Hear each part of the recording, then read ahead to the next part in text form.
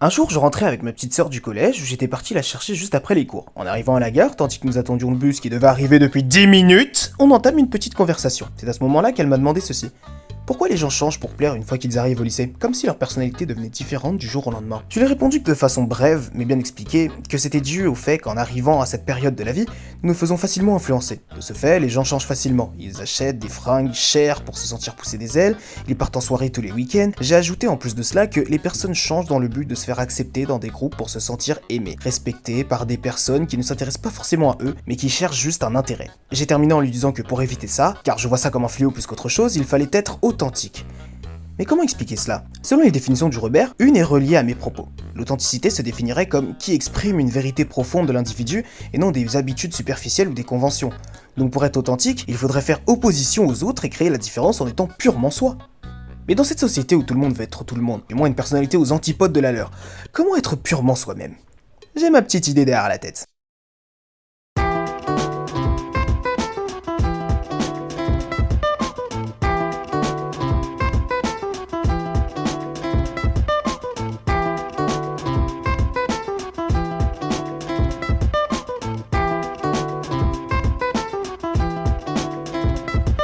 Rush a cold to a diamond, eyes forever shining. Your beauty alone inspire a nigga to rhyming. Thinking of the better things in life. Thinking of how I could persuade you to become my wife. Hand in hand as we floating over tropical sands. You my lady, I'm your man, so let's further advance to the next scene. Me sleeping next to you resting. You're the personification of all God's blessings. Coming to me in just one physical being. One physical dream that I want to redeem. Yo, voluptuous, sweet caramel, brown honeydew, satin skin, smooth to the touch, what a nigga.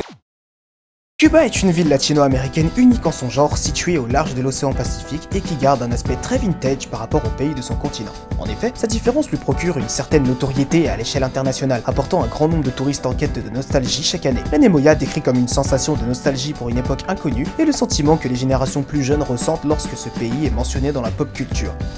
Et cela se comprend, n'importe qui prendrait le temps de se poser, admirer la rue pleine de couleurs vives et de voitures datant des années 50 tout en écoutant de la rumba, un genre de musique provenant de la République démocratique du Congo, et qui, après avoir traversé l'Atlantique au XVIe siècle à l'époque de la traite négrière, s'est mélangé avec la population locale afin de passer de ça à ça. Maintenant, la question est de savoir pourquoi Cuba garde cette authenticité. Je veux dire, on est en 2024, bien que certains pays peinent à se développer comme les pays occidentaux, ce dernier opte pour un côté old school, sans aucune volonté, du moins il semble, d'adopter des aspects modernes, voire même futuristes. Pour cela, il faut revenir à l'époque de la guerre froide.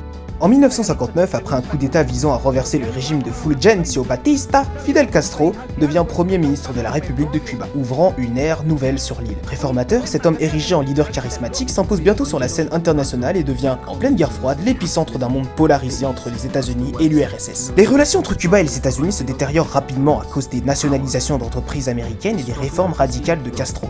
En réponse, les États-Unis imposent un embargo économique à Cuba en 1960. L'embargo économique et commercial des États-Unis contre Cuba, dirigé par le président américain Dwight D. Eisenhower puis par l'administration de Kennedy, le renforçant encore plus en février 1962, visait à interdire pratiquement tous les échanges commerciaux entre les deux pays. Depuis lors, l'embargo est resté en place avec quelques ajustements au fil des ans, même si certains aspects ont été assouplis ou renforcés par différents présidents américains au fil du temps. De cette manière, puisque Cuba dépendait en partie des ressources provenant des États-Unis, elle se retrouva dans une situation critique de pauvreté qui perdure jusqu'à aujourd'hui. En raison de difficultés économiques persistantes, les Cubains ont dû prolonger la durée de vie de leurs biens existants plutôt que d'acheter de nouveaux produits. Cela a conduit à une concentration de voitures et de bâtiments datant des décennies précédentes, et c'est la raison pour laquelle la ville paraît être bloquée dans les années 50.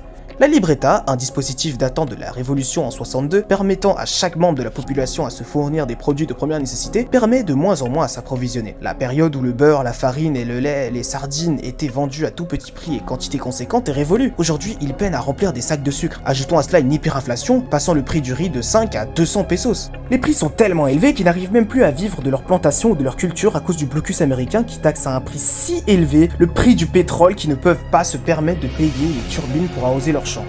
Par ailleurs, les prix augmentent, mais pas le salaire. Pourtant, le pays est visité chaque année par plusieurs millions de touristes, non? Cela aurait même pu s'améliorer si Donald Trump, à la fin de son mandat, n'avait pas ajouté Cuba à la liste des États terroristes. De cette manière, cela a réduit le nombre de touristes à cause de l'insécurité que le pays laissait paraître. Le Covid a aussi joué comme ralentissement au développement de l'État. Puisque le tourisme est une des seules sources de revenus de l'île, avec le rhum, cela impacte les conditions de vie du pays qui sont déjà précaires. Mais rien n'est encore fini. En 2017, l'embargo a pris fin suite au vote de 117 pays qui contestaient cette procédure. Seuls les États-Unis et Israël se sont abstenus. De cette manière, les Cubains, même s'ils ont beaucoup de retard, peuvent toujours se relever et aller de l'avant. À l'heure actuelle, leur situation reste compliquée et cela se comprend au vu de tout ce qu'ils ont dû endurer. Et malgré tout, on y voit un peuple qui ne se résigne pas, qui n'abandonne pas et qui vit au jour le jour même s'ils n'ont pas tout plein de ressources. Et c'est comme ça qu'à l'époque, je les avais suivis et j'avais passé une semaine vraiment en plein milieu de la campagne, au cœur de Cuba, dans une ville qui n'est même pas située sur les sites touristiques ou même sur les cartes. Et j'avais eu une expérience absolument merveilleuse. Connaissez-vous François Mazure? Ce Belge est un éditeur, présentateur et journaliste qui nous raconte ses voyages à travers sa chronique Un monde à part. À travers 3 vidéos, il nous montre la beauté de Cuba et du peuple cubain. Les 2 premières étant un vlog reportage et la dernière un témoignage concernant sa vie de jeune homme lorsqu'il est parti en famille d'accueil dans le pays. Et en ayant tout regardé, je me dis qu'en tant qu'occidentaux, on en fait trop pour rien. Bien sûr, je n'oublie pas que la situation à Cuba est catastrophique, ça il ne faut pas le nier. Pourtant, c'est dans cette catastrophe que le journaliste a rencontré des personnes avec un grand cœur. En très mauvais état, et pourtant, les gens vivent ici pendant toute une vie. ¿Qué tal? ¿Cómo te llamas? María. Ah, son jumelles. Ah, parecido la misma. Les gens viennent ici chez l'habitant pour lui acheter ses légumes. C'est un peu la débrouille, il y a une crise économique pour le moment à Cuba.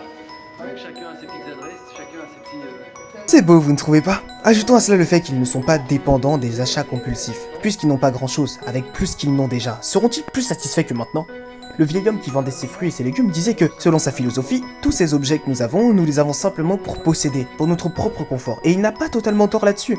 Je veux dire, la plupart du temps, on court au magasin le plus proche pour obtenir des choses sans intérêt, alors qu'on en a déjà en grande partie chez nous.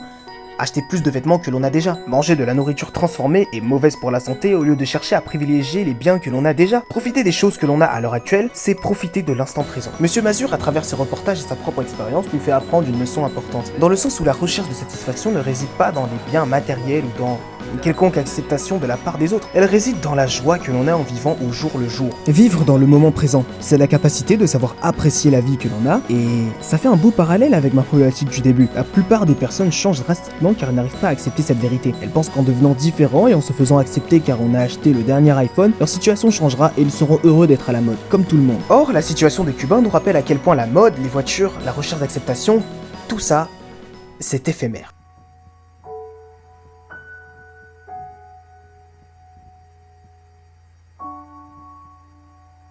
Comme si le monde s'était arrêté chez eux. Cuba est une terre vaste qui n'est pas envahie par la mondialisation, ce qui fait qu'en termes d'horizon, de culture ou même de magasins, on se sent dépaysé. Mais dans un bon sens. On voit que dans la pauvreté, le peuple se soutient et s'entraide à tel point que rien ne se perd. Mais tout se transforme, se recycle. Ainsi, la société de consommation n'y a pas sa place. Et mine de rien, c'est ce qui rend Cuba authentique, autant par sa pluralité de couleurs que sa singularité de cœur qui battent tous main dans la main. Peut-être que selon les gens, Cuba est vu comme un pays très pauvre, ruiné par son gouvernement socialiste qui sème la pagaille et appauvrit la population au point que le salaire moyen soit à 17 $ le mois. Mais en y observant avec plus de profondeur, c'est la population, les bâtiments et leurs véhicules qui la rend riche et authentique.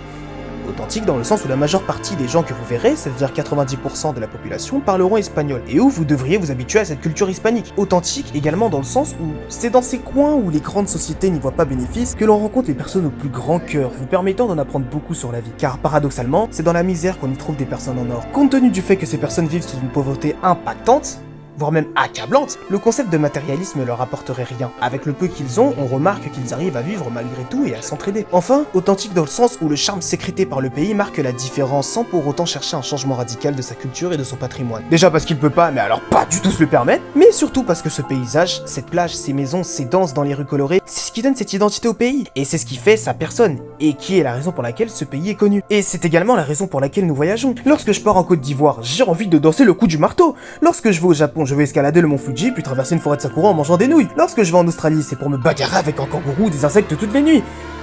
Ouais, non, on va éviter ça finalement, hein. Mais de façon concrète, c'est ce qui fait qu'avoir de la personnalité c'est attirant.